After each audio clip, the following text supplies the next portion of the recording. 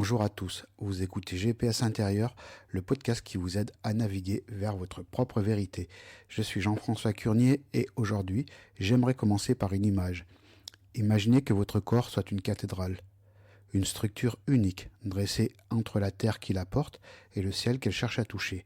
Pourquoi est-ce que je ne dis pas simplement que je suis naturopathe ? Parce que je ne suis pas là pour colmater des fissures, je suis un bâtisseur de sens. La plupart des approches actuelles se contentent de repeindre la façade quand les fondations tremblent. Moi, je vous propose d'entrer à l'intérieur, de regarder les plans et de comprendre pourquoi certaines pierres s'effritent.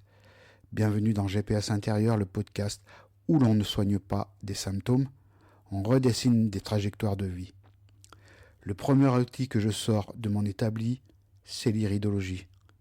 Votre iris, c'est le plan des fondations, c'est la mémoire de la pierre. Quand je plonge mon regard dans le vôtre, je ne cherche pas une maladie, je cherche la géographie de votre âme. J'y vois les fleuves de votre circulation, les montagnes de votre résistance, mais aussi les failles où l'énergie s'échappe. C'est l'alchimie de la matière. Avant de poser la moindre brique de votre bien-être, nous devons savoir sur quel terrain vous avez choisi de bâtir. Est-ce un sol volcanique ou une terre fertile ? Votre iris nous livre le secret de vos matériaux d'origine.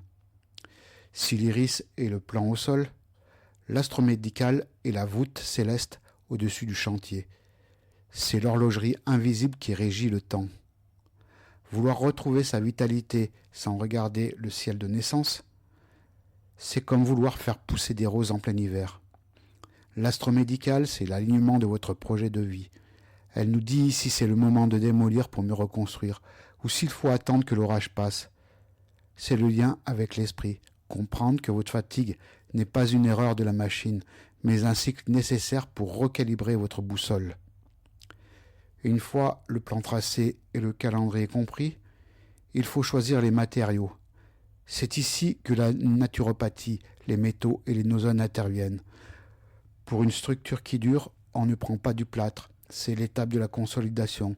On cherche l'or du soleil pour le cœur, l'argent de la lune pour nos os intérieurs. On utilise des cyanobactéries comme la clamate ou la spiruline pour nourrir nos pensées les plus hautes. Quant aux nosodes, ils sont là pour nettoyer les gravats invisibles, ces mémoires ancestrales qui encombrent vos sous-sols. C'est la purification de la matière pour que votre cathédrale soit enfin saine et habitable. Mais une cathédrale sans lumière est une prison de pierre. La touche finale, celle qui donne la vie, c'est le vitrail. Ce sont les élixirs floraux. Les fleurs ne sont pas de la chimie, elles sont de la poésie fréquentielle. Elles agissent comme des rayons de couleur qui traversent vos émotions sombres pour les transformer en lumière sur le sol de votre existence.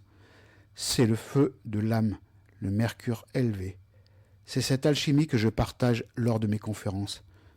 Comment la sauge peut transformer le tumulte de la ménopause en une sagesse sereine ?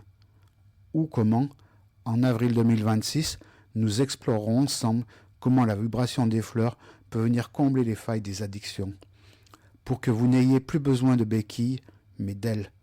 En résumé, être bâtisseur de sens, c'est vous rendre la clé de votre propre édifice, c'est faire la paix entre vos cellules et les étoiles. Si votre structure vacille, si votre GPS semble brouillé par le brouillard du burn-out ou les tempêtes de la transition, ne restez pas seul avec vos plans effrités. Venez me voir à mon cabinet ou lors de mes prochaines conférences. Bâtissons ensemble. Dans 15 jours, nous parlerons d'un moment où les lumières s'éteignent brutalement, le burn-out. D'ici là, restez à l'écoute de votre structure. À bientôt sur le chemin de votre alignement.